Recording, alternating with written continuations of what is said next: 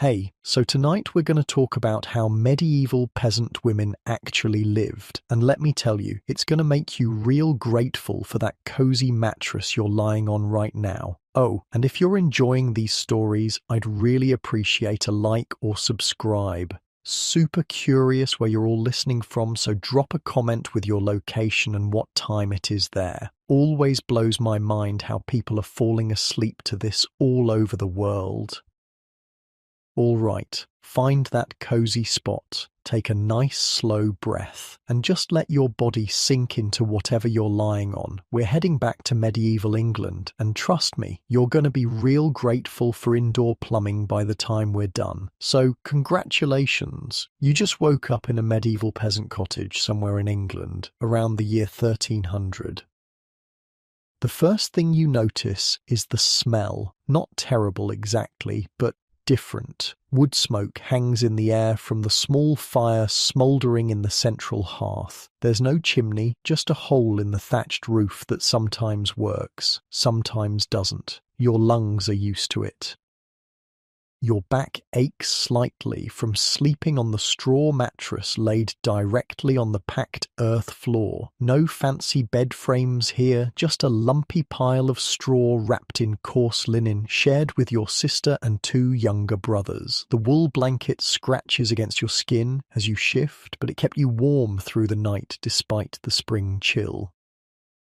It's barely dawn, just enough light filtering through the single unglazed window covered with a wooden shutter that doesn't quite close all the way. You hear your mother already up, stoking the fire, the gentle clinking of her stirring something in the cooking pot. The cottage is small, just one main room for your whole family. Thick walls made of wattle and daub, basically a bunch of sticks woven together and covered with a mixture of mud, clay, straw, and maybe some animal dung. Keeps the weather out, mostly. Your father coughs in his sleep from his spot near the wall. The hens in the corner start to cluck softly, knowing it's almost time to be let outside. The milk cow moos from the attached shed, ready for the day's first milking.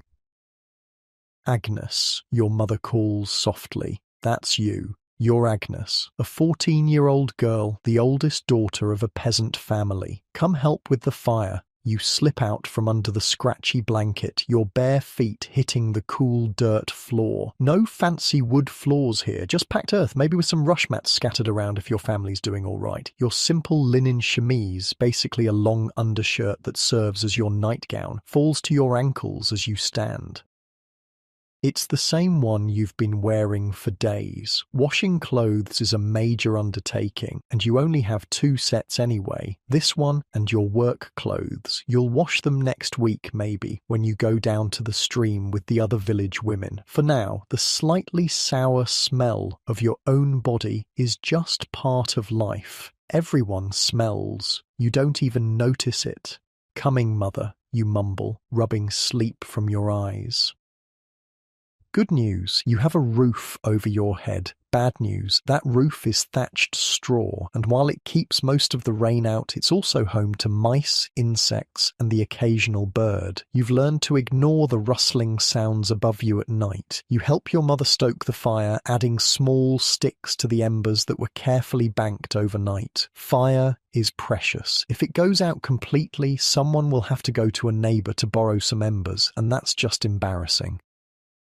The cottage begins to fill with smoke again as the fire grows, making your eyes water slightly. This is normal. This is home. We need water, your mother says, handing you a wooden bucket, and check the hen boxes for eggs.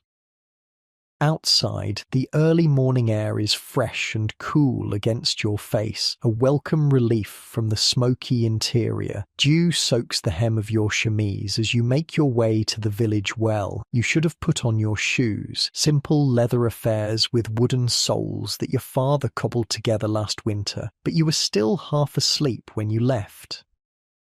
The village is just waking up. A few other women are already at the well, drawing water for their morning needs. This is where you get the day's gossip. Who's marrying who? Whose cow is calving? Which families are arguing over land boundaries? "Morning, Agnes," calls Maud, the miller's wife. She's always first at the well, always seems to know everything happening in the village. "Your father heading to the North Field today?"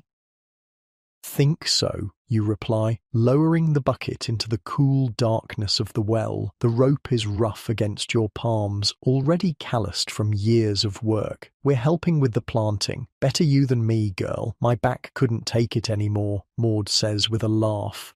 She's only in her 30s, but her body is already bent from years of hard work. That's what being a medieval peasant woman does to you. You work until you can't, then you work some more. The bucket hits the water with a distant splash. You wait for it to fill, then begin the work of hauling it up. It's heavy, and your arms strain with the effort. This is just the first of many trips you'll make today. Water for cooking, water for drinking, water for the small garden, water for the animals. Back home, your mother has the porridge bubbling in the iron pot hanging over the fire. Simple fare, just oats boiled in water with a pinch of salt. If you're lucky, maybe a drizzle of honey from last year's collection, but not today. Honey is for special occasions or when someone's sick. Your younger siblings are up now, rubbing sleep from their eyes. Little John, only 4, is fussing about something. Your 8-year-old sister, Matilda, is already helping to set out the wooden bowls. Your brother Thomas, 12, is pulling on his work tunic, getting ready to join your father in the fields.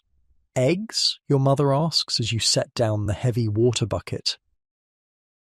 "Still need to check," you admit, and hurry to the corner where 3 hens nest in straw-filled boxes. You find 2 eggs, still warm. Not a great haul, but better than nothing. Your mother takes them with a nod. "These won't go into the porridge. They'll be saved for baking bread later, or maybe traded with a neighbour for something you need." Breakfast is quick and quiet. The porridge fills your belly, though it lacks much flavour. You eat with a wooden spoon from a wooden bowl. No fancy plates or utensils here, just the basics carved by your father during the long winter evenings when fieldwork was impossible. After eating, you change into your work clothes, a simple linen chemise covered by a woolen kirtle, a type of dress with laces up the side to keep it fitted. The wool is scratchy against your skin, dyed a faded blue with woad, not the vibrant blue of nobility. That expensive dye comes from across the sea, but a duller shade that still shows you're not the poorest in the village. Your mother wove this cloth herself during winter evenings, sitting by the fire with her spindle and loom. Around your waist goes an apron, already stained with the work of many days. On your feet, those simple leather shoes. Your hair, long, brown, and not washed in weeks, gets quickly braided and tucked under a linen head covering. Unmarried girls can show their hair, but it's practical to keep it contained during work. "We're heading to the North Field today," your father announces as he gulps down the last of his porridge. He's a solid man, weathered by years under the sun, his hands permanently dirt-stained and calloused. Lord wants the spring planting finished by week's end. The Lord is Sir Geoffrey, who owns all the land around your village. You and your family are free peasants, not serfs, which means you rent your cottage and fields from him instead of being bound to the land. Still, his word is law, and when he wants something done, it gets done. "Agnes, you'll come with me and Thomas," your father continues. "Matilda, help your mother with the washing and the garden. John stays home." This is how work divides in your world, not strictly by gender. Both men and women work the fields when needed, but by strength and skill. You're old enough and strong enough to help with planting, so to the fields you'll go. Your mother hands each of you a small bundle wrapped in cloth, bread and cheese for the midday meal. There won't be time to come home until evening. Mind the weather, she says, glancing at the sky visible through the open door. Looks like rain later. The North Field is a good half-hour walk from your cottage. You follow your father and brother along the rutted dirt path, joining other villagers heading the same way. Everyone has their own strips of land to farm, but you work together for efficiency, especially for ploughing and planting. The field stretches before you, freshly ploughed furrows of dark earth waiting for seed. The smell of soil is rich and promising. This is your family's main field, where you'll grow barley, the crop that will hopefully see you through the next year, providing both food and drink. Agnes, you follow behind Thomas and drop the seeds, your father instructs, handing you a small cloth sack filled with precious barley seed. These seeds were carefully saved from last year's crop, the best ones selected for planting, your family's future literally in your hands. And so the work begins. Your brother walks ahead, making small holes in the earth with a stick. You follow, dropping 2 or 3 seeds into each hole, then covering them with your foot. Your father works the next furrow over. Other families work their own strips nearby. There's talk and laughter despite the back-breaking labour. The sun climbs higher, your back begins to ache from the constant bending, your fingers are black with soil, sweat trickles down your spine despite the cool spring air. This is the reality of medieval peasant women's work, physically demanding, essential for survival, and utterly exhausting.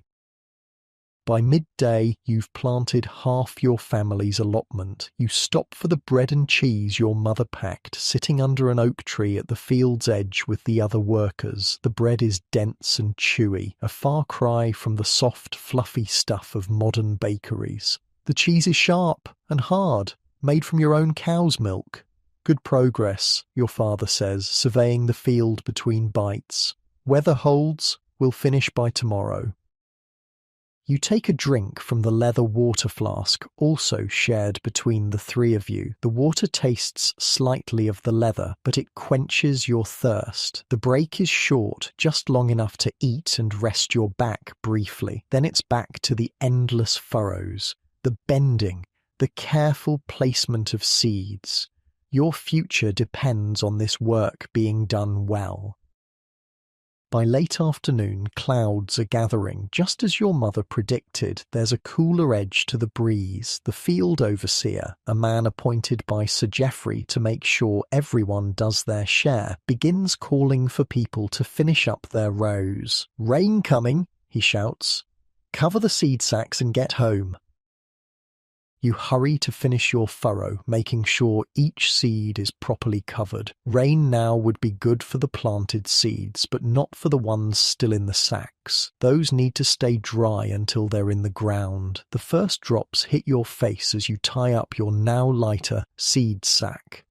Your father takes it from you, tucking it under his tunic to keep it dry. The walk home will be wet, but the precious seeds will be protected. The rain comes harder as your small family group hurries along the path back to the village. Within minutes, your clothes are soaked through, clinging to your skin. Your head covering droops over your eyes. Mud sucks at your shoes, but there's no real complaint among you. Rain means growth. Growth means food. Food means survival. This is the cycle you live by. Back at the cottage, your mother has a fire going despite the warmer spring day. The smoke seems even thicker with the damp air, but the warmth is welcome. She takes one look at your sodden group and begins fussing, helping you strip off the worst of the wet outer garments. "Told you it would rain," she says, but there's no scolding in it. Just the tired satisfaction of a woman who's learned to read the sky better than any book. The cottage is busy with evening activities. Matilda has been helping prepare the evening meal, a pottage of dried peas and onions with a precious bit of salt pork for flavour. The rich smell fills the small space. Little John is playing with carved wooden animals near the fire. safely out of the rain. You help hang the wet garments near the fire to dry, though they'll likely still be damp tomorrow. Nothing ever fully dries inside the smoky cottage. Your mother hands you a small bundle of wool and a spindle. Even after a full day in the fields, there's still work to be done. The constant creation of thread is necessary for the household. Later, this thread will become cloth on your mother's loom. The cloth will become garments, or be sold for other necessities. Your fingers work automatically, drawing out the wool and setting the spindle twirling. You've been doing this since you were Matilda's age. The rhythm is soothing after the hard physical labour of the day. Agnes will go with me to the market tomorrow, your mother announces, as she stirs the pottage. We need salt, and I've eggs and spun wool to trade. The market in the nearby town happens once a week. It's a chance to trade your small surplus for things you can't produce yourself. Salt, metal tools, perhaps a bit of spice if there's enough to trade. It's also a social occasion, a break from the routine of village life. You feel a small thrill at the news. The market means seeing people from other villages, hearing news from beyond your small world. Maybe that handsome smith's son will be there again, the one who smiled at you last month. As darkness falls, the family gathers around the fire to eat. The pottage is hot and filling, sopped up with more of that dense bread. You eat it all. Physical labour builds a hearty appetite, and food is never wasted. After the meal, there's time for mending clothes, more spinning, and a few stories told by your father. No books here. Few peasants can read, though you know your letters thanks to the village priest who took a liking to your quick mind. Stories are passed orally, tales of saints and heroes, practical advice wrapped in entertaining packages. Outside, the rain continues to fall, drumming on the thatched roof. Occasionally, a drop finds its way through, hitting the dirt floor with a soft plop. Your father places a wooden bowl under the worst drip. The roof will need patching when the weather clears. As the fire dies down to embers, your family prepares for sleep. Same spots as last night, same scratchy blankets, same straw mattress. Your muscles ache from the day's labour, but it's a familiar ache, the ache of having done necessary work. Your father banks the fire carefully, making sure the embers will last until morning. Fire is life, and keeping it going is essential. In the dim light, your mother's hands move in the sign of the cross over each child. Religion is woven through every aspect of your life. The church calendar determines your work days and rest days. The priest blesses your fields. Saints are called upon for protection from illness and disaster. As you lie back on the straw, listening to the gentle breathing of your siblings already drifting off to sleep, you think about tomorrow's market, the excitement of going somewhere different, seeing new faces, the possibility of catching a glimpse of that smith's son. This is your life. Hard work, simple pleasures, closely bound to family and land and seasons. There's comfort in its predictability, even with all its hardships. Your eyelids grow heavy as the warmth of bodies close together and the soft sounds of night fill the small cottage. Rain on thatch, the occasional shifting of the cow in her shed, your father's gentle snoring. You find that comfortable spot, the one hollow in the straw mattress that seems made for your hip. A yawn escapes, feeling good as your jaw stretches. The muscles in your back relax one by one, sinking deeper into the bedding as you watch the last embers glow orange in the darkness. Morning comes too soon, sunlight filtering through that gap in the shutters, landing right across your eyes. You blink awake, momentarily confused about why your back doesn't ache from field work. Then you remember, market day. The cottage is already bustling. Your mother is wrapping eggs carefully in straw, placing them in a small basket. 6 eggs, a decent number that might fetch enough for the salt you need, maybe with a bit extra. The spun wool is tied in neat bundles, the result of weeks of evening work by both you and your mother. "Up, Agnes," your mother says, noticing your open eyes. "We want to reach the market before midday." You stretch, feeling yesterday's field work in every muscle, then slip out from under the blanket. The morning routine is the same. Help with the fire, fetch water, check for eggs, only one today. Help with breakfast. The porridge is the same too, though there's a drizzle of honey this morning. A small luxury for market day. "Mind the garden while we're gone," your mother tells Matilda, "and help your father with whatever he needs."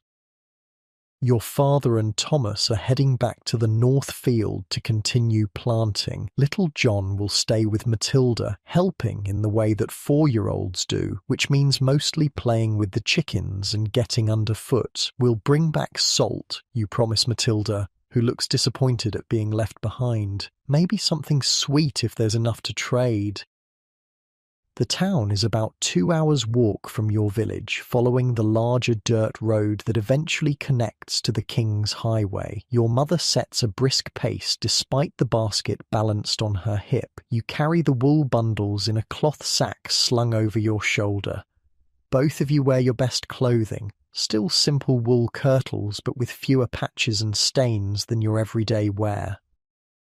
"Remember," your mother says as you walk, rehearsing the same advice she gives before every market trip. "Don't let Miller John shortchange you on the wool. 2 bundles should get us enough salt for the month with something left over. And watch your basket around the town, boys. They'll snatch an egg quick as blinking if you're not careful." You nod, having heard it all before but understanding the importance. Your family's resources are too precious to waste through carelessness or naivety.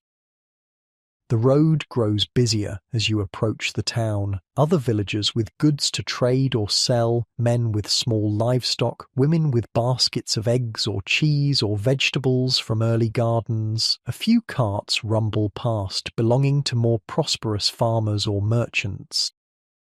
"Good day for the market," calls Eleanor, a woman from the next village over. She falls into step beside you, her own basket filled with small cloth pouches. Eleanor is known for her herb knowledge. She grows and dries herbs for cooking and medicine, selling them at market to supplement her family's income. "How's that cough of your husband's?" your mother asks. Last month she traded 2 eggs for one of Eleanor's cough remedies when your father fell ill after getting soaked in a late winter rain. "The horehound tea cleared it right up," Eleanor says with professional pride. "I told him it would. Men never believe until they see for themselves." Both women laugh, and you smile along, absorbing the comfortable camaraderie of women who understand each other's lives and struggles. The town appears ahead, not much by modern standards, just a cluster of buildings surrounding a central market square, all encircled by a low stone wall. But to your eyes, it's an exciting change from the familiar confines of your village. The buildings are larger, some even 2 stories tall. There are actual shops with goods displayed in open windows, though most trade happens in the market square itself. People crowd the narrow streets as you enter through the town gate. The noise hits you first. So many voices haggling, calling out wares, gossiping, arguing. Then the smells, human bodies, yes, but also fresh bread from the baker's ovens, smoke from smithy fires, the sharp tang of tanned leather, and occasionally the less pleasant odours of animal dung or open sewage channels. The market square is alive with activity. Temporary stalls form rough rows, each merchant or trader displaying their goods on simple tables or blankets spread on the ground. Livestock are penned in one corner, mostly chickens and goats, with the occasional pig or sheep. Your mother leads you confidently through the crowd to your usual spots. First to Miller John, a barrel-chested man with flour perpetually dusting his clothes and beard. Despite your mother's warnings, he's generally fair in his trades, especially with repeat customers. "Margaret," he greets your mother with a nod. "Agnes," another nod for you. "Brought wool today, I see." Your mother hands over the bundles for his inspection. His fingers, thick but surprisingly delicate, test the quality of the spinning. "Good work as always," he approves. "What are you after?" "Salt, mainly," your mother replies, "and whatever else this might be worth." The negotiation begins, a careful dance of offers and counter-offers. You watch and listen, absorbing the skill of it. This too is part of a woman's work, knowing the value of what you produce and refusing to be shortchanged. Eventually, a deal is struck. 2 bundles of wool for a small sack of precious salt and a handful of dried apples, a treat your younger siblings will fight over. Next, to the egg seller, a pinch-faced woman who buys from local villagers to resell to townspeople at a profit. Your mother's 6 eggs fetch a few copper coins. Not much, but actual money is rare in your daily life and useful for some purchases. With the main business concluded, there's time to wander the market, looking at goods your family could never afford, fine fabrics from far-off places, metal tools hammered by skilled smiths, glazed pottery that wouldn't break like your family's wooden bowls. "Agnes!" You turn at the sound of your name, seeing Emma, a girl about your age from a neighbouring village. You only see each other at market days or church festivals, but there's a friendship built from these occasional meetings. "Mother, can I—" you begin. "Go on," your mother nods, understanding the importance of these connections. "Meet me by the church steps when the bell rings for midday prayers." Freedom, even if just for an hour or so. You and Emma link arms, giggling as you navigate through the crowd. "Did you hear about Mary from Oakwood?" Emma asks, leaning in conspiratorially. "She's to be married next month to that Cooper's son she's been making eyes at since Christmas." This is the currency of young women's conversations. Who's marrying whom? Which girls are in trouble before marriage? Which young men are considered good prospects? Not just idle gossip, but vital information in a world where your marriage choice will determine much of your future comfort and security. "The Smith's son is here." Emma nudges you, nodding toward a stall where a young man hammers at a piece of metal, sparks flying. "The one you mentioned last time. Edward, isn't it?" You feel your cheeks warm, not entirely from the spring sun. "I don't know his name," you lie, though you've asked around enough to learn that much at least. "Well, he's looking at you now," Emma whispers, and sure enough, when you glance over, Edward is watching you. He offers a small smile before returning to his work. Your heart beats a little faster. At 16, Edward is already learning his father's trade. Being a smith's wife would mean living in town, having a proper house with actual walls separating rooms, maybe even glass in the windows someday. It would mean hard work. Still, all women's lives are filled with labour, but different work, more varied, less dependent on the whims of weather and seasons. "You should speak to him," Emma urges. "And say what? Your confidence with fields and animals doesn't extend to handsome young men. Ask about something he's making, anything, just to talk." You gather your courage, stepping closer to the smith's stall while Emma watches from a safe distance, barely containing her excitement. Edward looks up as you approach, setting down his hammer. "Can I help you?" His voice is deeper than you expected, with a slight crack that reveals he's not fully grown yet. "What are you making?" The question comes out in a rush, your eyes fixed on the piece of metal on his small portable anvil. "Hinges," he answers, holding up the partially formed piece, "for the tavern's new door. They're very straight," you say, immediately wanting to sink into the ground from embarrassment. "Straight? That's the best you could come up with?" But Edward smiles, seemingly pleased by your notice. "They need to be, or the door won't hang right." He shows you the piece more closely. "See how this edge needs to be perfectly aligned with this one?" You nod, not entirely understanding, but grateful for his patience. "You're good at it." "Been learning since I was 10, he says with justifiable pride. "My father says I'll be ready to make my first ploughshare by winter." A bell rings out from the church tower, signalling midday prayers. Your time is up. "I have to go," you say reluctantly. "My mother's waiting." "Will you be at the Midsummer Fair?" Edward asks quickly before you can turn away. The Midsummer Fair, the biggest gathering of the year when people from all the surrounding villages come together for trading, games, dancing around the bonfire. "Yes," you answer, hope fluttering in your chest. "Good," he says simply. "I'll look for you." You practically float back to the church steps where your mother waits. She gives you a knowing look, but doesn't comment on your flushed cheeks or the smile you can't quite suppress. The brief midday prayer service is conducted in Latin, which neither you nor most of the townspeople understand, but the rituals are familiar and comforting. The sign of the cross, the kneeling and standing at appropriate moments, the final blessing. Afterward, your mother uses one of the precious copper coins to buy a small loaf of wheat bread from the baker, a luxury compared to the coarser barley and rye bread you make at home. You share it as you begin the walk back to the village, the soft, slightly sweet crumb, a delicious change from your usual fare. "Did you enjoy your time with Emma?" your mother asks, her tone casual but her eyes sharp. "Yes," you answer simply, not volunteering information about Edward. But mothers have a way of knowing.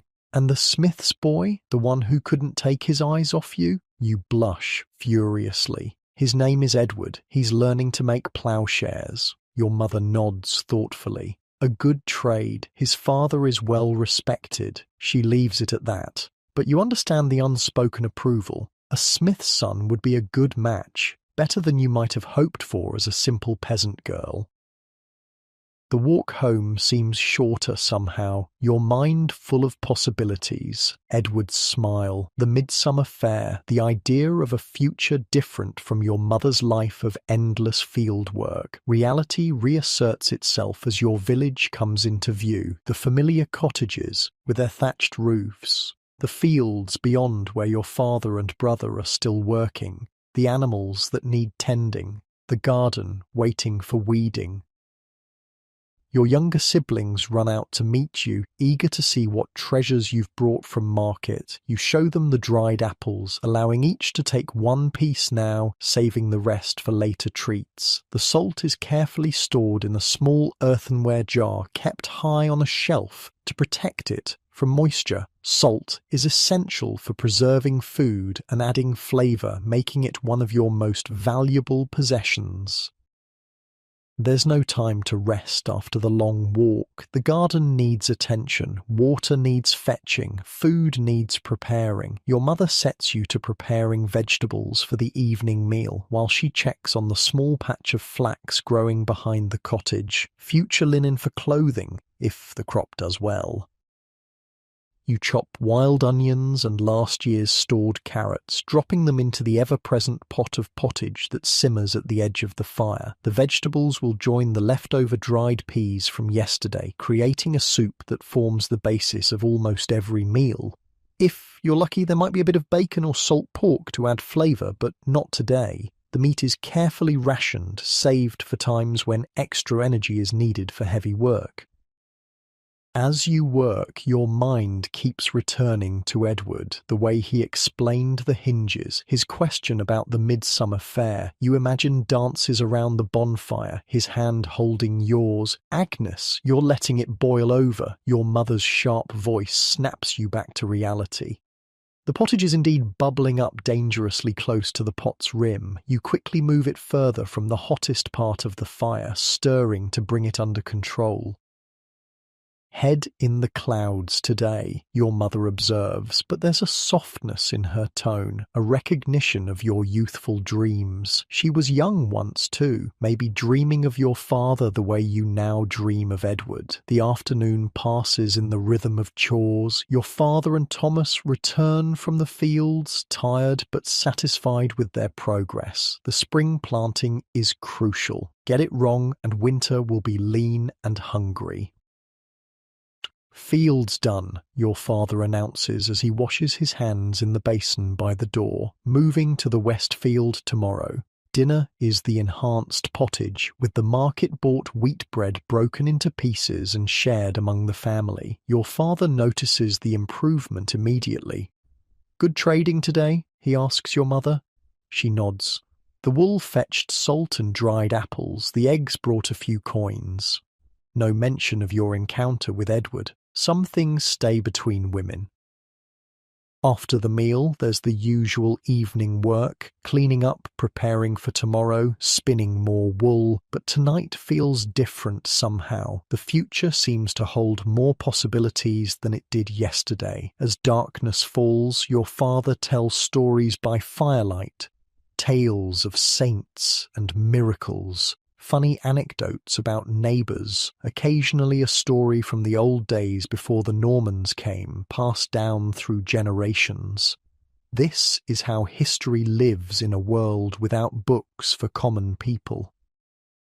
"Tell the one about St. Agnes," Matilda requests, looking at you. She loves that you share a name with a saint, even if it was just coincidence. You were named for your grandmother. Your father launches into the familiar tale of the virgin martyr who refused to marry a pagan and was blessed with miraculous protection. You've heard it so many times you could recite it yourself, but there's comfort in the familiar words, in the way your father's voice rises and falls with the drama of the story.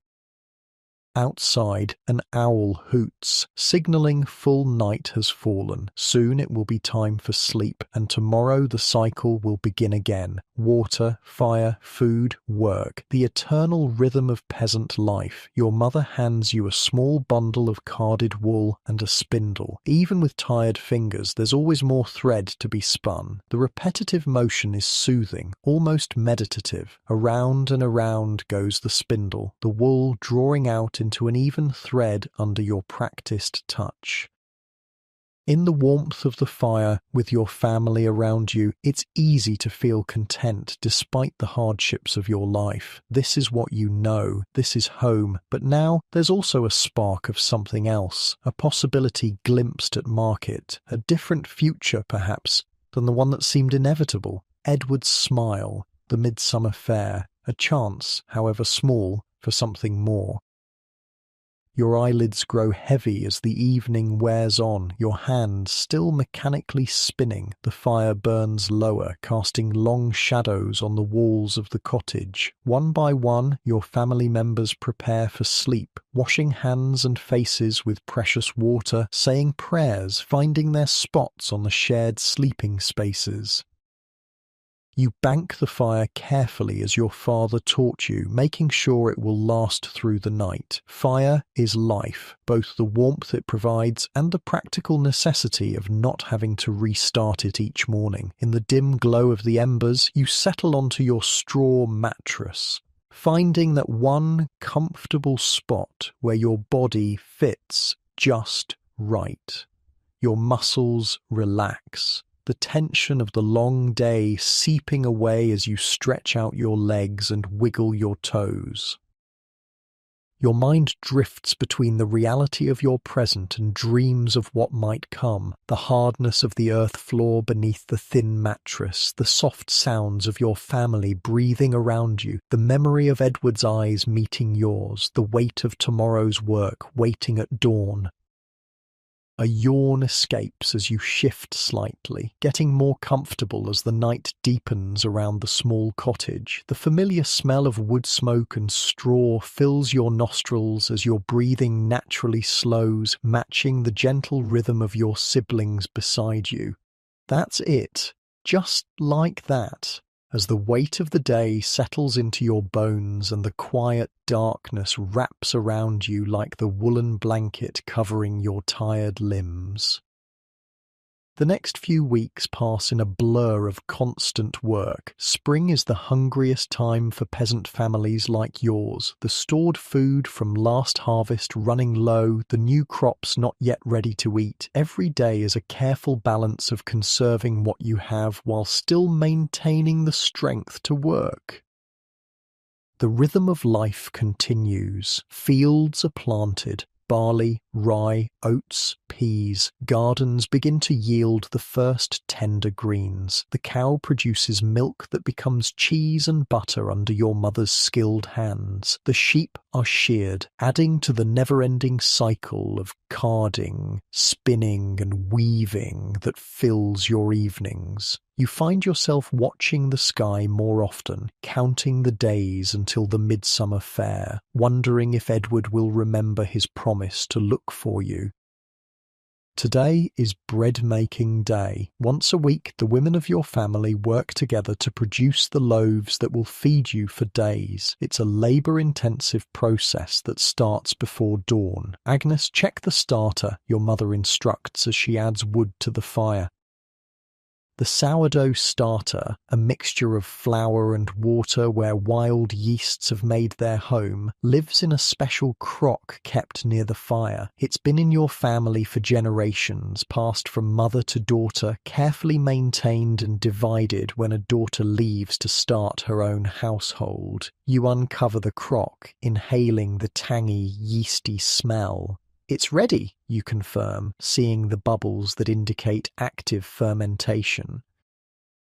Bread making is serious business. A mistake means hunger. Your family can't afford to waste precious flour on failed loaves. You watch carefully as your mother combines the starter with more flour and water, kneading the resulting dough with strong, practiced movements. "Your turn," she says, stepping back to let you take over the kneading. Your arms ache as you push and fold the resistant dough. This isn't the light, fluffy white bread of modern bakeries. Medieval peasant bread is dense, dark, and made with whatever grains are available, often barley and rye rather than wheat, which is usually reserved for selling or paying taxes to the Lord. More strength in your wrists, your mother coaches. It needs to be smooth before it rises. After what feels like hours, the dough finally reaches the right consistency. You cover it with a cloth and set it near the fire to rise slowly through the morning. While the dough rises, there are other tasks to complete. Water to fetch, animals to tend, the never-ending work of keeping a medieval household functioning. Matilda helps you carry the laundry to the stream that runs behind the village, mostly linens that need washing, as clothing is washed far less frequently. The cold water numbs your hands as you scrub the fabric against smooth stones, using a small amount of precious soap for the worst stains. Other women from the village are there too, creating a social atmosphere despite the hard work. This is where news spreads, advice is exchanged, and community bonds are strengthened. "Did you hear about the new tax?" asks Winifred, an older woman whose gnarled hands speak of decades of such labour. "Lord Geoffrey's steward was announcing it yesterday. Another silver penny per household for the King's War in France." A collective groan rises from the washerwomen. Another tax means more hardship, more careful rationing, potentially going without necessities. My Thomas says the French deserve what's coming to them, offers another woman, but I say it's not worth our silver, fighting over who sits on which fancy chair. Politics might seem distant from your daily concerns, but taxes and wars have direct impacts on peasant lives. More taxes mean less food on your table. Wars mean young men taken from fields that need tending. Everything connects back to survival. You listen to the women's conversation, absorbing their perspectives and wisdom. This too is education, learning how to navigate the complex world beyond your cottage, understanding the forces that shape your existence. Agnes, calls Joan, a woman about your mother's age. I hear you caught the eye of the smith's son at market. Her tone is teasing but kind. Word travels fast in small communities. You feel your cheeks grow hot despite the cool spring air. We just talked, you mumble, focusing intently on the sheet you're washing. He's a good lad, Joan nods approvingly. Strong arms, steady work. His mother was my cousin, you know. Good family. This is how courtships are evaluated in your world. Not just the young man himself, but his family connections, his prospects, his reputation for hard work. Marriage isn't primarily about romance, but about creating a viable partnership for survival. The midsummer fair will be here before we know it, Winifred adds with a knowing smile. Many a match has been made during those dances. By the time you and Matilda return to the cottage with the clean, wet linens to hang on bushes for drying, the bread dough has risen sufficiently. Your mother is already heating the communal village oven, a stone structure that families take turns using, as few can afford to build and fuel their own.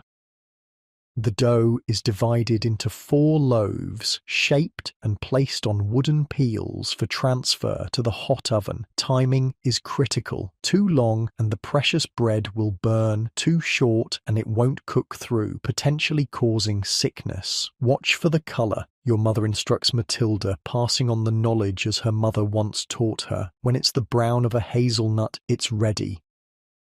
The smell of baking bread fills the air around the oven, making your stomach growl despite the small breakfast you had earlier. One of the hardest parts of bread-making day is waiting those long hours for the finished loaves, knowing you can't afford to cut into them while they're still hot. While the bread bakes, you help your father and brother with another essential task, repairing the wattle fence around your garden. The woven sticks have begun to rot in places after the winter, creating gaps where hungry animals could get to your precious vegetables. Hold this upright, your father instructs, handing you a fresh hazel branch cut from the nearby woods. He begins weaving smaller, more flexible branches horizontally through the vertical stakes, creating a sturdy barrier.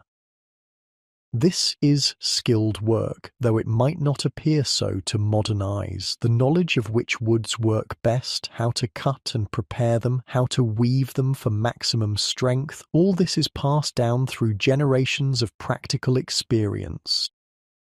By midday, both the fence repair and the bread baking are complete. The hot loaves cool on the cottage table, filling the small space with their earthy aroma. Your mother cuts a thin slice from one loaf, a small luxury on baking day, and divides it among the family. The bread is dense and chewy, not particularly flavorful by modern standards, but immensely satisfying when you've helped create it from soil to table. Every bite represents hours of labor, ploughing, sowing, harvesting, threshing, milling, kneading, baking. Good texture, your father approves, a high compliment from a man of few words. Should last the week. After the small celebration of fresh bread, it's back to work. The afternoon brings a new task, gathering herbs and plants from the woods and meadows around the village. This is primarily women's work, requiring knowledge passed from mother to daughter about which plants heal, which harm, which can be eaten, and which should be avoided. Look for young nettles, your mother advises as you walk along the edge of the woodland, basket in hand. They're good in pottage, and they build the blood. You spot the distinctive leaves, carefully pinching them at the base to avoid the sting. Your fingers are calloused enough that the mild venom barely registers anymore. Into the basket they go, alongside dandelion greens, wild garlic, and tender sorrel leaves. "Is this right?" Matilda asks, holding up a plant with delicate white flowers. Your mother examines it carefully before nodding. "Good eye. That's stitchwort, useful for pain in the side. Remember how the leaves grow opposite each other on the stem? That's how you know it's not the poisonous kind." This knowledge is vital. In a world without doctors or hospitals for common people, women are the primary healthcare providers. Every cottage has its collection of dried herbs hanging from rafters, its small pots of salves and tinctures for treating everything from fevers to wounds to childbirth pain. You've been learning these skills since you could walk, yet there's always more to absorb. Which plants to gather at which phase of the moon, how to dry and store them properly, which combinations work best for different ailments. When you're married, your mother says as she carefully digs up a valerian root, make sure to plant mint and rosemary near your door. Mint keeps away fleas and rosemary strengthens the heart. The casual mention of your future marriage sends your thoughts back to Edward. Would a Smith's household even have space for a garden? Or would you need to rely on the market and gathering from common lands for your medicines? The basket grows fuller as the afternoon progresses.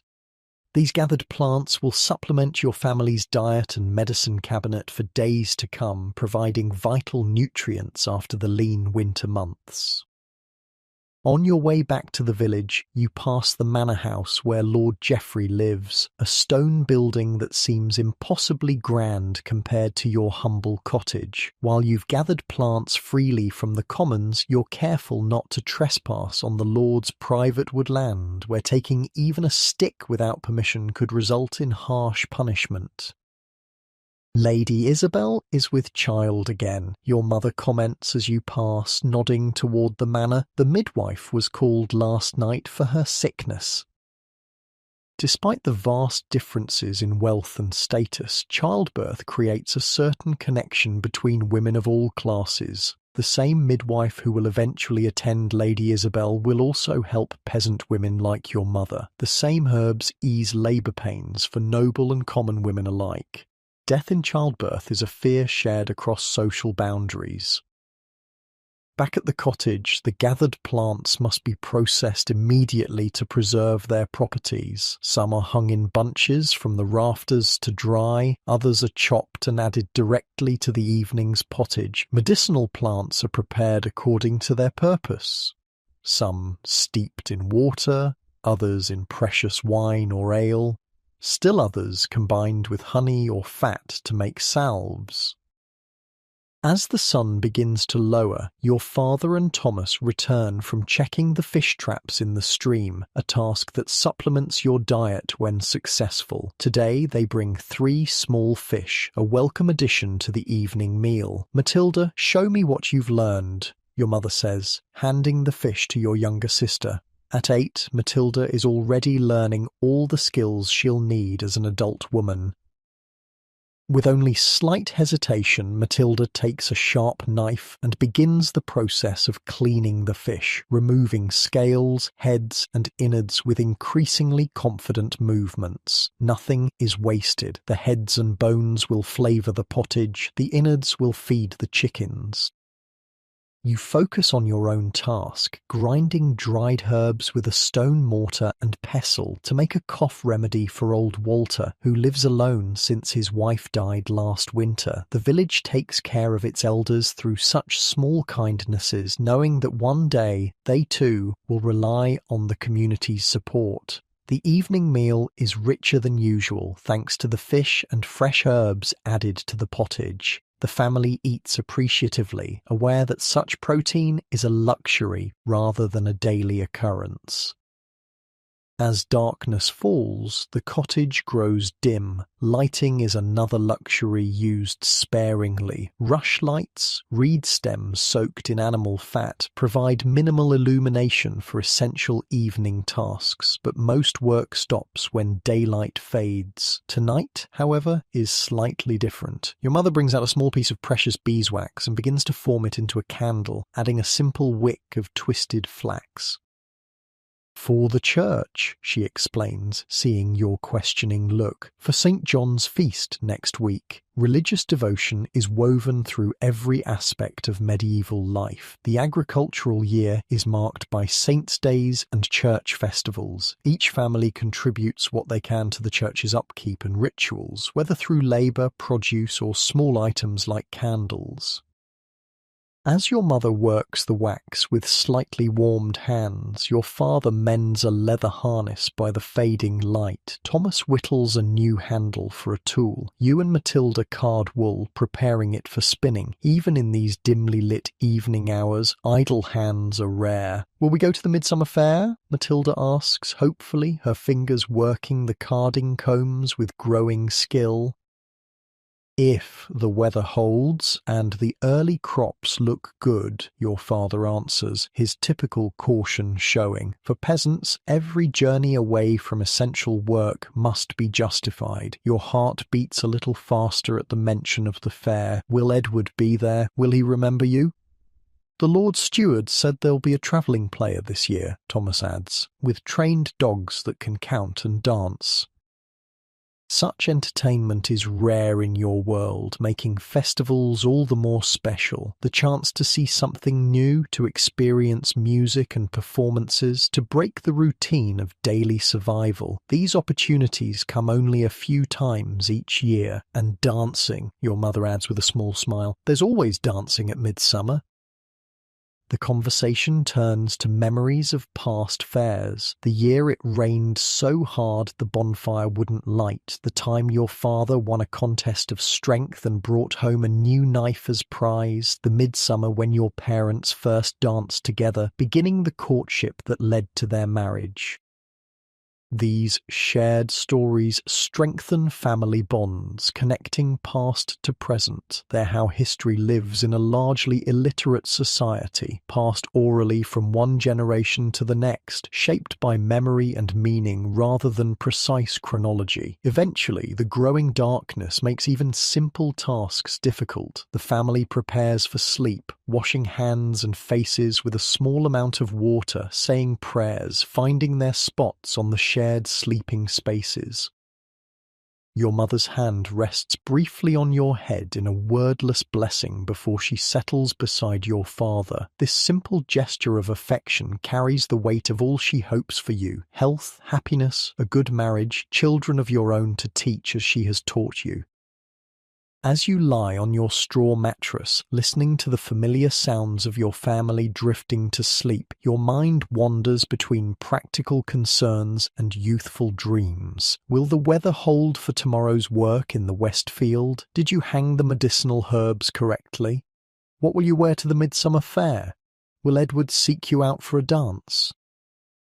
The cottage is dark except for the faint glow of banked fire embers. Outside, an owl calls, answered by the distant bark of a fox. These night sounds are the backdrop to your thoughts, as familiar as your own heartbeat.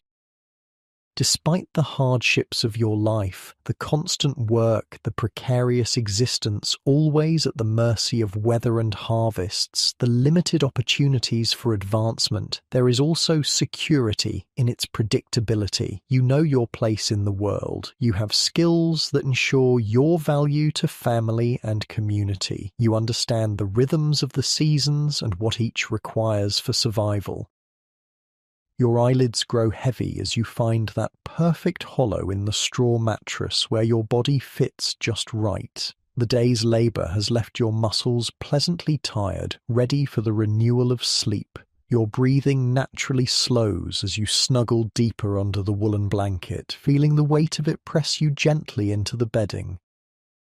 A yawn escapes, feeling good as your jaw stretches wide. The tightness in your shoulders begins to melt away as you settle more comfortably, listening to the soft sounds of your family breathing around you. That's it, just like that, letting yourself drift in that peaceful place between wakefulness and dreams where the medieval world around you blends with the possibilities of tomorrow.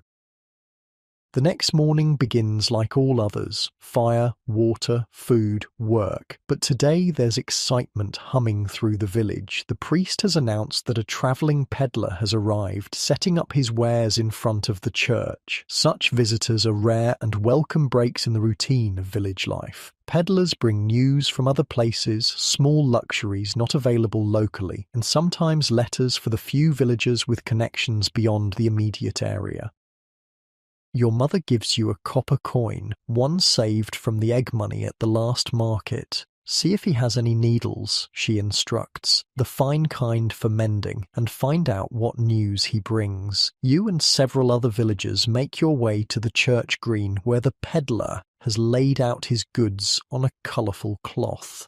He's a middle-aged man with a weathered face and alert eyes that miss nothing, dressed in clothes more varied and colourful than the homespun garments of your community. "Come, good people," he calls as the crowd gathers. "I bring treasures from London itself, from the great fairs of the continent, goods to delight the eye and ease your labours." His pack seems to contain an impossible variety of small items: needles and pins, ribbons and laces, small knives, simple jewellery, tiny pots of rare spices, miracle cures in mysterious bottles, religious medallions, and more. You examine the needles carefully, selecting one that seems well made, with a smooth eye that will allow thread to pass easily. The peddler names his price, more than you expected, and the negotiation begins. "That's highway robbery for a simple needle," you protest, channeling your mother's market skills. "Highway robbery? My dear girl, this needle was made by the finest smiths in London. Feel the balance, the smoothness. It will last for years with proper care." He holds firm on the price. You counter again, suggesting a lower amount. The dance continues, neither giving ground too quickly. Finally, you reach an agreement that leaves both of you feeling satisfied with the transaction. With the needle tucked safely into your apron pocket, you linger to hear the news the peddler shares. This is as valuable as his goods, information from beyond your limited horizons. "The King's War goes poorly in France," he tells the gathered villagers. "More taxes coming, mark my words, and there's sickness in the eastern counties, a fever that takes the young and old alike." These tidings are met with murmurs of concern. War means taxes and potentially the conscription of young men from villages. Sickness brings fear of contagion spreading to your own community.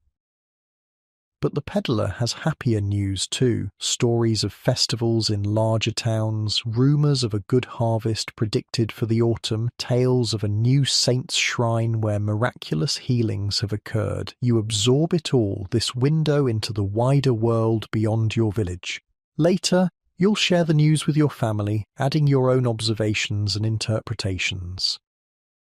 As the crowd begins to disperse, returning to waiting work, the peddler calls you back. "Girl," the one with the sharp eye for needle quality. You turn, surprised at being singled out. "A message for you," he says quietly, glancing around to ensure privacy. "From the smith's son in town. Edward, I believe his name is." Your heart jumps. "A message? For me?" The peddler nods, a knowing smile playing at his lips. He said to tell you he's crafting something special, something to give you at the midsummer fair. If you'll accept it, heat rises in your cheeks. A gift from Edward? Such a tangible expression of interest goes beyond casual conversation at market. It suggests serious intentions. "Thank you," you manage to say, your voice barely above a whisper. The peddler winks. Young love, always a pleasure to witness.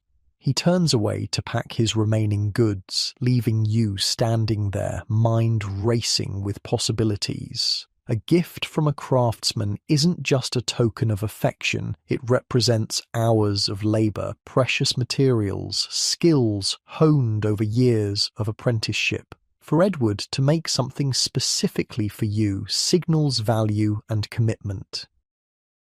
You hurry back to the cottage, eager to help your mother with the day's tasks so you can share this extraordinary news when the moment is right. The copper needle in your pocket seems to burn with significance now, a connection to the town where Edward works his forge. The rest of the day passes in a blur of normal activities, tending the garden, feeding animals, preparing food, but underneath runs a current of anticipation. The midsummer fair, still weeks away, now shimmers with even greater promise. That evening, as you help your mother with the spinning, you find the courage to mention the peddler's message. She listens without interrupting, her fingers never pausing in their work. "A gift," she repeats when you finish. "And did the peddler say what sort of gift?" "No," you admit. "Just that Edward is making something special." Your mother nods thoughtfully. "The smith's son, a good match, if it comes to that." She gives you a rare, warm smile. "Better than I managed at your age?" This is as close as she'll come to explicit approval. The hardships of peasant life leave little room for romantic sentimentality, but parents still want their children to find beneficial partnerships, hopefully with some measure of compatibility and affection. "What will you give him in return?" she asks practically. You hadn't considered this. Exchanges should be reciprocal, but what could you, a peasant girl, offer a skilled craftsman? "I could weave a belt," you suggest, "or embroider a kerchief." Your mother considers. "The belt, I think. You have a good hand for weaving, and it's a useful gift for a working man." She rises and goes to the small chest where she keeps her most valuable possessions, returning with a small bundle of dyed wool threads in rich blues and reds, colours far more vibrant than your everyday clothing. "I've been saving these," she explains, "for your future. This seems a worthy use."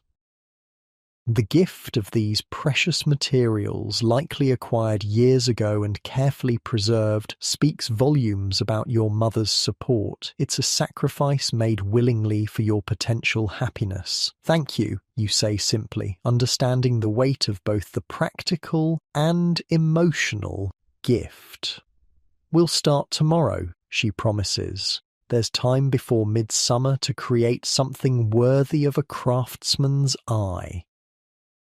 That night, as you settle onto your straw mattress, your thoughts are full of possibilities. The smooth needle in your apron pocket, the coloured threads waiting to become a belt, Edward's hands creating something unknown but special, just for you. The cottage is quiet except for the soft breathing of your family and the occasional pop from the banked fire. Outside, the first summer insects have begun their night songs, a gentle chorus that will grow louder as the weeks progress toward midsummer. Your body relaxes into the familiar bedding, finding that one spot where the straw has moulded perfectly to your shape. The weight of the day's work settles into your muscles, a pleasant heaviness that speaks of productivity and purpose. A yawn escapes as you shift slightly, getting more comfortable as your breathing naturally slows. The soft sounds of night envelop you like a gentle embrace, cradling you between wakefulness and dreams. That's it, nice and easy, just like that, as the events of the day soften and blur around the edges, leaving only a warm glow of anticipation for what might come with the midsummer fair. The weeks leading up to midsummer are the busiest of the year for medieval peasants. The days grow longer, providing more light for work. Early crops need tending, weeding, and in some cases, harvesting. Hay must be cut at precisely the right time. Too early and it won't have reached its full growth. Too late and its nutritional value for winter animal feed diminishes. For women like you and your mother, this season brings specific challenges and responsibilities. The work never lessens, but its nature shifts with the changing seasons. Today finds you in the small family garden, carefully thinning the growing vegetables. Each plant removed creates space for others to thrive, but it's precise work requiring knowledge passed from mother to daughter over generations. "Not that one," your mother corrects, pointing to a carrot seedling you were about to pull. "See how the leaves are stronger? That's the one to keep." You nod, absorbing the lesson. The garden may seem small compared to the larger fields, but it's vital to your family's survival. The vegetables grown here will provide essential nutrients through summer and, properly stored, into the lean winter months. "Will we pickle cabbage this year?" Matilda asks, working alongside you, learning as you once learned. "If the crop is good," your mother answers, "the barrel needs mending first." This casual conversation contains important planning for future food security. Fermented cabbage, what modern people might call sauerkraut, preserves well and provides vital nutrition during winter when fresh vegetables are unavailable. The sun beats down as morning turns to midday. Sweat trickles between your shoulder blades, soaking the back of your linen chemise. There's no rest yet. The garden needs finishing before you can move to the next task. As you work, your mind wanders to the belt you've begun weaving for Edward. Each evening after the day's labour is complete, you've been carefully working the coloured threads your mother provided, creating a pattern of interlocking diamonds that's both decorative and sturdy. "Agnes," your mother's voice snaps you back to attention. "Mind what you're doing, that's lovage you're pulling, not a weed." You blush, realising your distraction has nearly cost the family a valuable medicinal herb. "Sorry, mother." She gives you a knowing look, but doesn't scold further. Perhaps she remembers her own distracted moments when courting your father all those years ago. By early afternoon, the garden work is complete. Your back aches from hours of bending, and your fingernails are rimmed with dirt despite scraping them clean several times. But there's satisfaction in seeing the neat rows of vegetables, each plant now having space to grow properly. "The washing needs to be done," your mother says, already moving on to the next task. There is never an end to women's work in this world. You gather the family's linens, not the outer clothing, which is washed far less frequently, but the inner garments that touch the skin directly. These are washed weekly when possible, a practice that helps prevent the skin diseases common in medieval communities with less rigorous hygiene. At the stream, other women have gathered for the same purpose. Washing is never just about cleaning clothes. It's a social activity, a chance for women to share news, advice, and support away from male ears. "Agnes," calls Eleanor, the herb woman from the next village. "I heard a whisper about you and the smith's son." Her tone is teasing but kind. News travels fast in small communities. You focus on scrubbing a stubborn stain, hoping the exertion explains your flushed cheeks. "Is he making you something for midsummer?" asks another woman, young like you but already married with a baby strapped to her back as she works.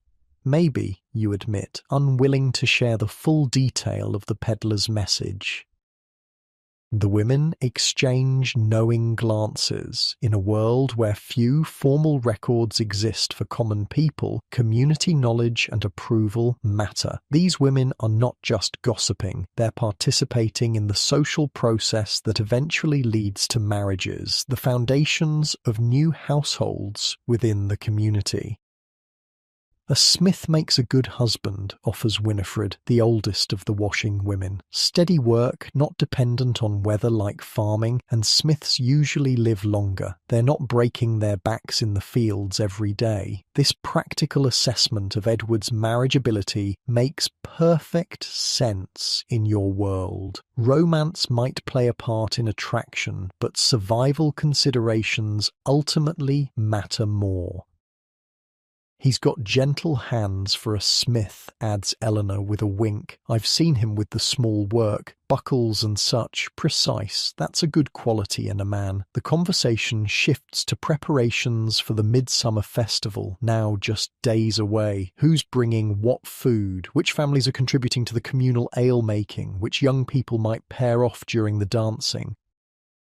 "The Lord's steward says there'll be musicians this year," someone mentions, "a piper and a drummer from the next county." This news causes excitement. Music is rare except for church singing and the occasional wandering minstrel. The chance to dance to real instruments rather than just singing and clapping makes the festival even more anticipated.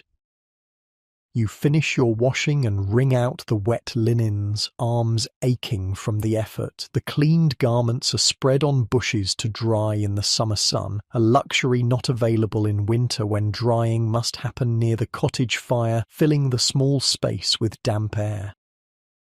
Back at the cottage, your mother is preparing special bread for the midsummer feast. Unlike your everyday loaves, this one contains precious honey and dried fruits saved specifically for celebrations. The smell as it bakes in the communal oven makes your mouth water. "We'll need to gather more herbs tomorrow," she tells you as you help shape the dough. Midsummer herbs have special properties, gathered when the sun is at its highest point of the year. This bit of folk wisdom blends Christian and older pagan beliefs, as many practices do in medieval village life. The church officially frowns on such superstitions, but the priest generally looks the other way as long as people attend mass and pay their tithes. That evening your father returns from the fields with news. "The hay cutting begins tomorrow," he announces. "All hands needed." This is not unexpected. The timing of hay harvest depends on weather and grass growth, but it adds urgency to your preparation for midsummer. The festival is the day after tomorrow, which means tomorrow will be filled with both regular work and festival preparations. Will we still have time to gather the herbs? You ask your mother privately. She nods. "We'll go at midday when the sun is highest. Your father and Thomas can manage without us for that short time." The next morning dawns clear and hot, promising perfect weather for hay cutting. You rise before full light, helping prepare a heartier breakfast than usual. Workers cutting hay need more energy than for regular field work. The family eats quickly, eager to reach the field while the morning is still cool. Hay cutting is one of the most physically demanding tasks of the agricultural year, requiring strength, endurance, and careful coordination between workers. In the hay meadow, the entire community has gathered. Men with scythes form a line at one end, ready to begin the systematic cutting. Women and older children follow behind with wooden rakes, turning the cut grass to ensure even drying. Your father joins the line of scythers, while you, your mother, and Thomas take positions with rakes. Even little Matilda has come along to help gather the smaller piles, though she'll tire quickly in the heat. The work begins with a rhythm that's almost beautiful to watch. The scythers swing their long-bladed tools in a coordinated dance, each cutting a swathe through the tall grass before moving forward to the next section. The sound of metal slicing through stems creates a whispering backdrop to the occasional calls and jokes between workers. Behind them, you and the other rakers spread the cut hay to dry evenly in the sun. It's hot work with no shade in the open meadow. Sweat soaks your clothing within the first hour, and your arms begin to ache from the repetitive motion of the rake. But there's community in this shared labor. Songs help maintain rhythm and boost spirits. Stories and gossip pass up and down the line. Children too young to work effectively play at the meadow's edge under the watchful eyes of the oldest villagers, no longer strong enough for field work, but still contributing through childcare. By midday, you've covered nearly half the meadow. The men pause to sharpen their scythes with whetstones, the metallic scraping sound carrying across the field. Everyone breaks for a quick meal, bread, cheese and ale carried to the field in wooden containers. As promised, your mother catches your eye during the meal break. "Now," she mouths silently. The two of you slip away from the group, heading toward the woodland edge where the special midsummer herbs grow. No one comments on your departure. Women's herb gathering is recognized as essential work even during the hay harvest. In the dappled shade of the forest edge, the air feels blissfully cooler after hours in the open meadow.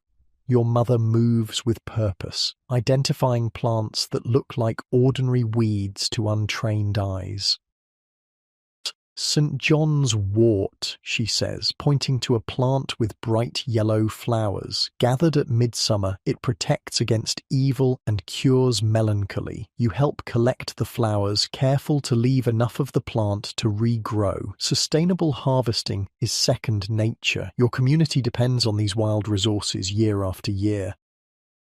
"And here," your mother continues, finding a patch of small white flowers, chickweed for healing salves. The moon rules it, but gathering at noon on midsummer gives it extra power. Whether these beliefs have any scientific basis doesn't matter. They're part of the knowledge system that has helped your people survive for generations. The careful observation of which plants heal, which harm, and when their most potent forms, a practical pharmacopoeia passed from mother to daughter.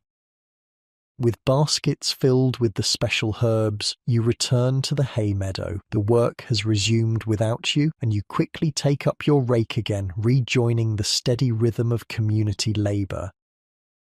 By late afternoon, the entire meadow is cut, the hay spread to dry in the hot summer sun. Tomorrow it will be turned again, and if the weather holds, gathered into stacks within a few days. Eventually, it will be stored in the communal hay barn, providing essential winter feed for the village's precious livestock. Exhausted but satisfied, the villagers make their way home. There's still the evening meal to prepare, animals to tend, and final preparations for tomorrow's festival.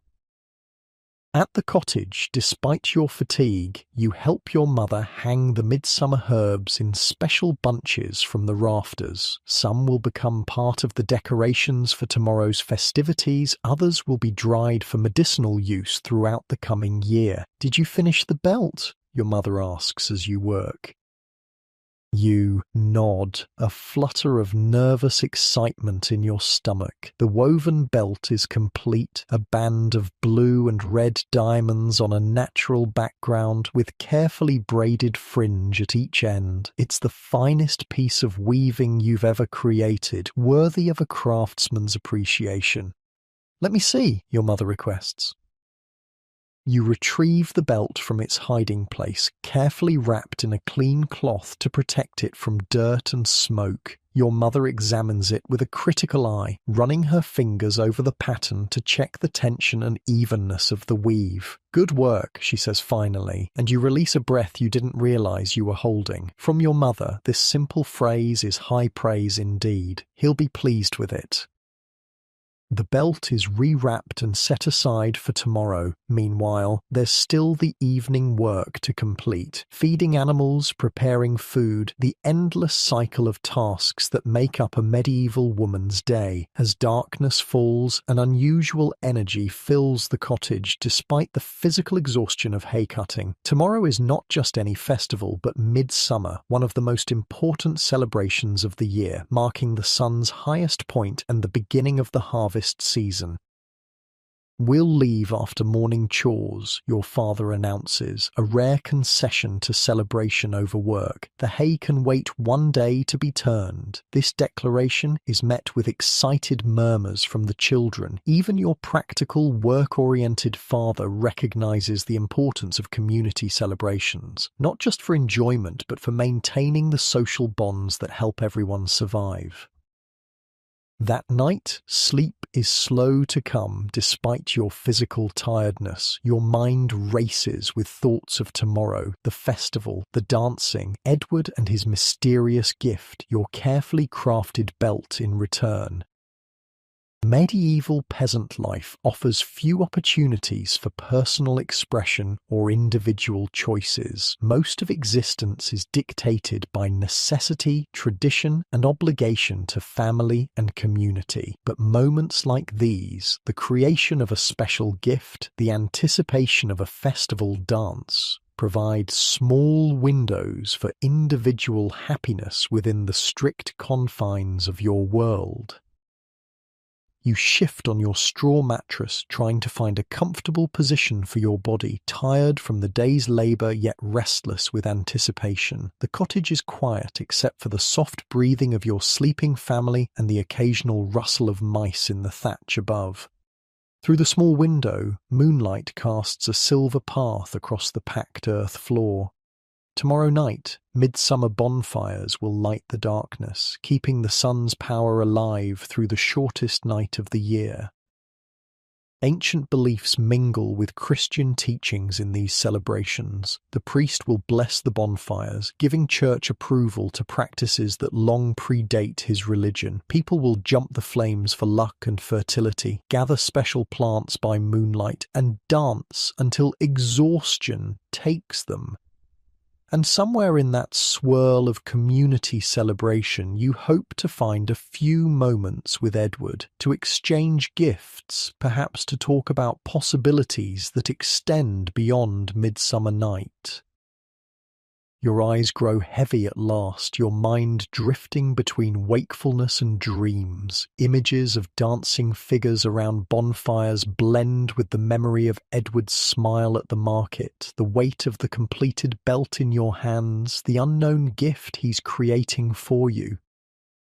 A yawn escapes as you shift slightly, finding that perfect hollow in the straw mattress where your body fits just right. Your muscles relax, releasing the tension of the long day's work as you sink deeper into the bedding. The soft sounds of night wrap around you like a gentle embrace, cradling you in that peaceful place between thoughts and dreams. That's it, just like that. Breathing naturally slowing as the anticipation of tomorrow's festival carries you toward restful darkness. Midsummer morning dawns with golden light streaming through the cottage window. You wake with a flutter of excitement in your stomach. Today is not just any festival, but a day that might change the course of your life. The cottage bustles with unusual energy as everyone prepares for the celebration. Even routine morning chores feel different with anticipation hanging in the air. Water is fetched, animals fed, fire tended, but quickly, efficiently, with thoughts already turning to the day ahead.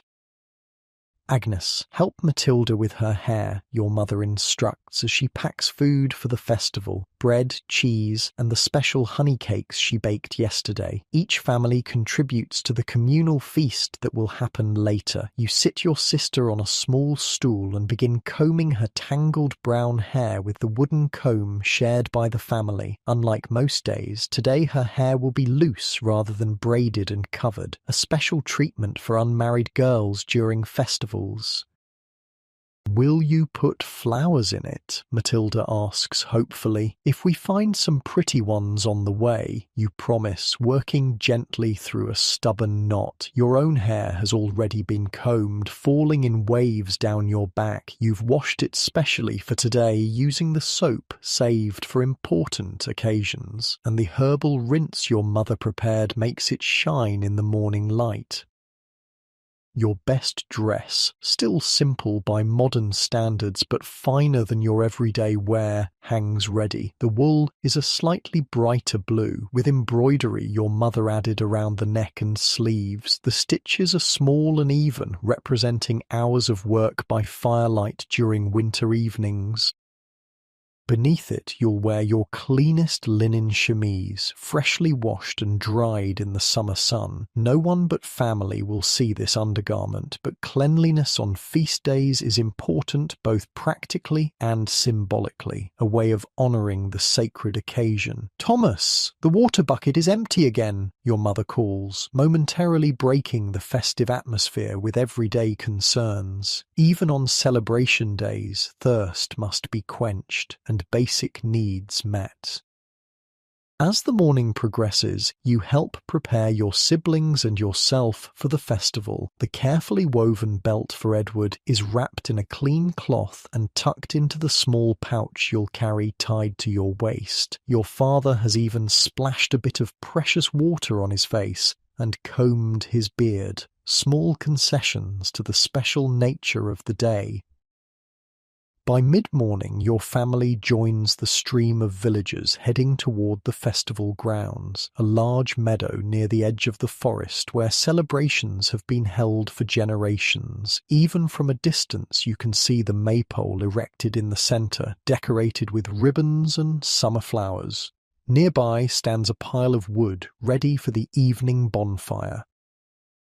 The festival has already begun when you arrive. Musicians, a piper, a drummer, and a man with a simple stringed instrument play lively tunes at one edge of the meadow. Children run and play, their usual chores suspended for this one precious day. Older villagers sit in the shade, watching the activities with the contented expressions of those who have seen many such celebrations come and go. Your eyes scan the growing crowd, looking for one particular face. Is Edward here yet? Your heart beats faster at the thought of seeing him, of exchanging gifts, of perhaps dancing together when evening comes. "Agnes," your mother's voice breaks into your thoughts. "Help me spread the blanket." You turn your attention back to your family, helping establish your spot for the day, a worn woolen blanket spread on the grass where you'll sit, eat, and rest between activities. Your mother unpacks the food contributions for the communal table that's being assembled under a canopy of branches. The festival follows ancient patterns, blending Christian and older traditions in the way of medieval village life. First comes the blessing from the village priest, who makes the sign of the cross over the gathered community and speaks Latin words few understand but all respect. Then the games begin, tests of strength and skill for the men and boys, including your father and Thomas, archery contests, wrestling matches, races across the meadow. Women have their own competitions, tests of spinning skill, herb identification challenges, even a contest to see who can balance the most water buckets without spilling. You participate in some activities, but your attention remains divided, your eyes constantly searching the crowd for Edward. As midday approaches with no sign of him, a tendril of worry begins to curl in your stomach. What if he doesn't come? What if the peddler's message was wrong? Or a joke? "He'll be here," your mother says quietly, noticing your distraction. The townfolk always come later, after their morning work. Her words prove true. Just as the communal feast begins, tables laden with contributions from every family, creating a meal far more varied and plentiful than everyday fare, you spot a group arriving from the direction of town. And there he is, Edward, walking with a group of other young men his age, all dressed in their best clothes. Even from a distance, he stands out to your eyes, taller than some, his shoulders broader from the physical work of the smithy. your cheeks warm as he scans the crowd, obviously looking for someone, for you. When his eyes find yours, his face breaks into a wide smile that makes your heart skip. But there's no opportunity for private conversation yet. The feast takes precedence, a community affair where everyone shares food and drink in quantities rarely seen during ordinary times. You find yourself seated with your family while Edward joins his friends at another table. The meal is impressive by medieval standards. Bread both dark and light, cheeses of different ages, summer vegetables fresh from gardens, preserved meats brought out from winter storage, pies filled with early fruits, and ale flowing freely from communal barrels. For one day, even the poorest villagers eat their fill, and the usual strict hierarchy of who eats first and most is relaxed in the spirit of celebration. Throughout the meal, you catch Edward glancing your way, and each time your eyes meet, that same smile appears. The anticipation builds, a sweet tension that makes the simplest foods taste better, the summer air feel more alive against your skin. After eating comes music and dancing. First, the traditional circle dances where everyone participates, from youngest children to oldest grandparents. The steps are simple, passed down through generations, accompanied by songs everyone knows by heart. As the afternoon progresses, the dancing shifts. Younger people form their own circles, the movements more energetic, the music faster. This is when couples begin to pair off, creating opportunities for conversation and connection under the approving eyes of the community. Your chance comes during a brief pause between dances. Edward appears at your side as if by magic, slightly out of breath from the last vigorous dance. "Agnes," he says, your name sounding different in his voice. "I've been looking forward to seeing you." Simple words, but they send a flush of pleasure through you. "Me too," you admit, suddenly shy despite weeks of anticipation. An awkward pause follows, both of you aware of curious eyes watching this interaction. Courtship happens in public in your world, observed and approved or disapproved by the community that will ultimately incorporate any new couples into its fabric.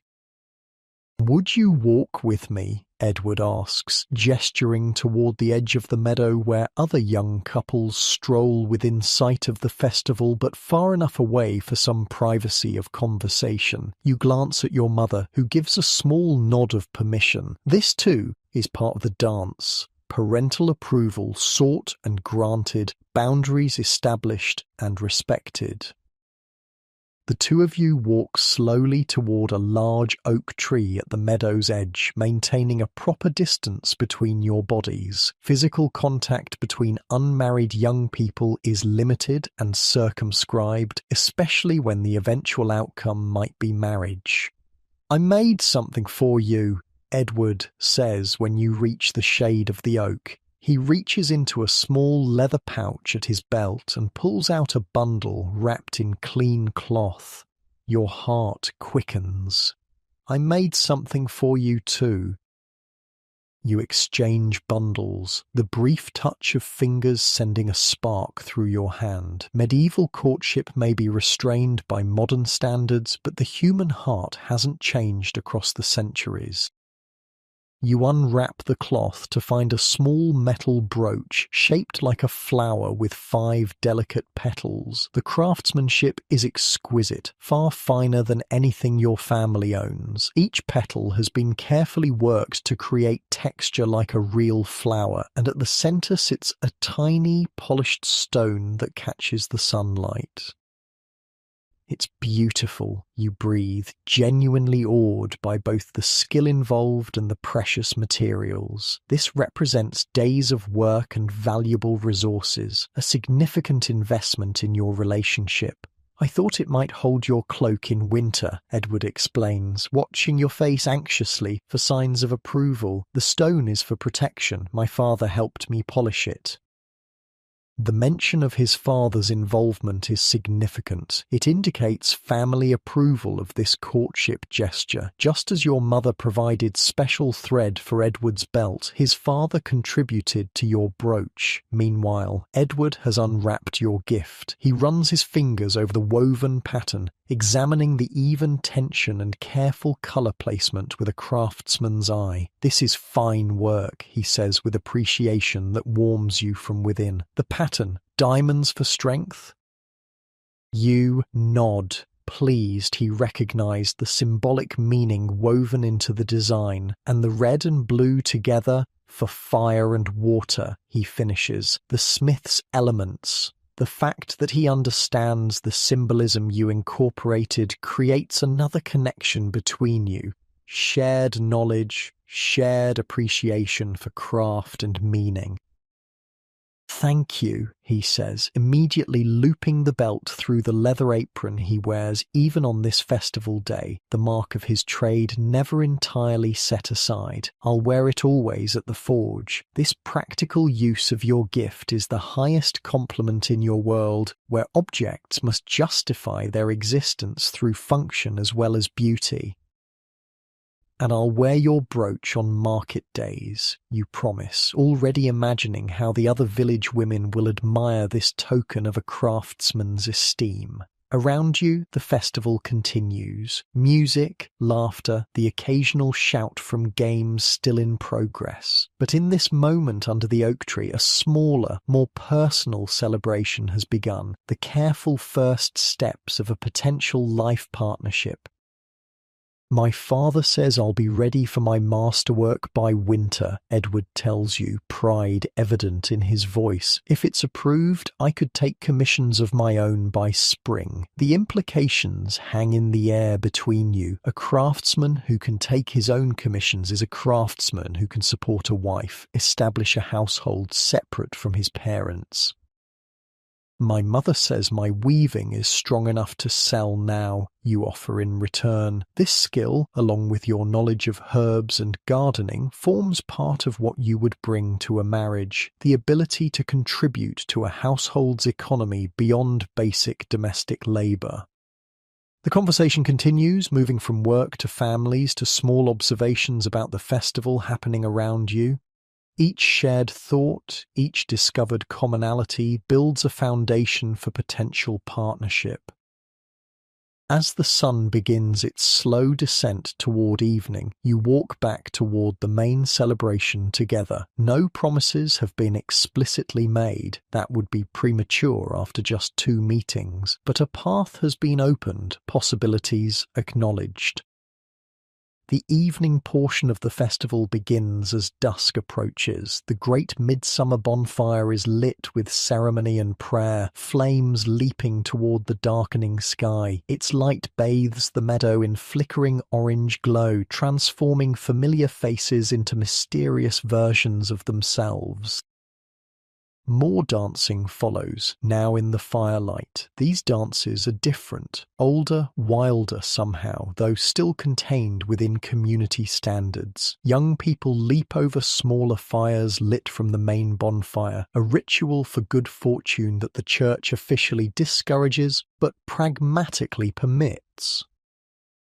Edward finds you again for these evening dances. The steps bring you together and apart, hands touching briefly before separating, a physical manifestation of the careful approach and retreat of courtship itself. Later, much later, when the moon is high and the bonfire has burned down to glowing embers, your family prepares to return home. The youngest children have already fallen asleep on the blanket, exhausted by excitement and unaccustomed freedom. Edward walks with your family part of the way, a gesture both courteous and significant. At the crossroads where his path back to town diverges from yours to the village, he speaks briefly to your father, man to man, a few words exchanged with serious expressions. "You're not meant to hear, but you catch fragments. Would like permission to visit." And your father's measured response, "Welcome at Sunday dinner." An invitation to a family meal, another step on the path, another public acknowledgement of potential. Your heart feels as if it might burst from a mixture of happiness and nervous anticipation. The walk home is quiet, everyone tired from the day's activities but satisfied in different ways. Your father carries sleeping John on his shoulder. Thomas walks proudly, having won a small prize in an archery contest. Matilda drifts alongside your mother, flower crown now wilted but still perched on her head. And you? You walk with the weight of the metal brooch in your pocket and the memory of Edward's smile when he saw your gift, with the echo of music in your ears and the knowledge that Sunday dinner will bring him to your home, into your daily world, rather than just the special realm of festivals and markets. Back at the cottage, the usual evening routine is abbreviated by exhaustion. The fire is lit, minimal washing completed, sleeping places prepared. But as you settle onto your straw mattress, the day's events continue to play through your mind, a sweet unrest that keeps sleep at bay despite your tired body. This is how change happens in your medieval world, not in dramatic ruptures, but in small sanctioned steps within established patterns. A gift exchanged, a meal invitation extended, a craft mastered, a household slowly, carefully established. Your thoughts drift to what might come next. Sunday dinner, more meetings at markets or church gatherings, perhaps by next midsummer if all progress is well. A betrothal, a year of preparation then, saving and making household items, planning and building, and finally a wedding. Simple by modern standards, but a significant community event marking the establishment of a new household within the village structure. Outside the cottage, the midsummer night is unusually quiet. Even the night creatures seem to respect the special nature of this shortest darkness of the year. Through the small window, you can see stars scattered across the velvet sky, constant and unchanging above the human cycles of work and celebration below. Your eyelids begin to grow heavy at last, the excitement of the day giving way to physical tiredness. The straw mattress cradles your body in familiar comfort as you find that perfect hollow where you fit just right. Your breathing slows naturally, each exhale a little longer than the one before. The tension in your muscles releases bit by bit, starting from your feet and moving upward through your body. That's it, just like that, letting go of the day and welcoming the restful darkness. The boundaries between thoughts begin to blur. Images of the festival, the dancing, the bonfire, Edward's smile, mixing with dreams beginning to form at the edges of consciousness. Your limbs grow pleasantly heavy, sinking deeper into the bedding as if being gently pressed into the earth itself. And as you drift towards sleep on this midsummer night, there's a sense of your place in a long continuum, one medieval woman among countless others who have celebrated this same festival, fallen in love, worked their crafts, built their households, and kept life flowing forward through the centuries. In the quiet darkness of your cottage, surrounded by your sleeping family, your breathing deepens into the rhythm of dreams. The weight of the day settles around you like a comfortable blanket, holding you in that peaceful place between this world and the next. Sleep comes at last, carrying you away on gentle waves of exhaustion and contentment. Medieval peasant women's lives were undeniably hard by modern standards, filled with physical labour, limited by social constraints, vulnerable to hunger and disease, but within those constraints existed genuine moments of joy, community connection, personal skill, and human love. As you sink deeper into sleep, there's a whisper of connection across time. Between your medieval dreams and the modern person listening to this tale, different worlds, different challenges, but the same human heart beating through the centuries. Your breathing slows to match theirs, both finding peace in the quiet darkness at the end of a full day. Your consciousness dims like the last embers of the midsummer bonfire, thoughts scattering like sparks before fading into the vast, welcoming darkness of deep sleep. The cottage is silent now, except for the soft breathing of your family, the occasional creak of the settling structure, the distant hoot of an owl hunting in the summer night. Sleep well, Agnes. Sleep well, modern listener, connected across time by the simple human needs for work that matters, love that sustains, and rest that renews. Your eyes are closed now, breathing deep and even, body completely relaxed as you drift further from wakefulness. That's right, just like that, letting go completely as sleep embraces you fully, carrying you away until morning comes again with its familiar call to wake, to work, to live another day in your own particular time and place.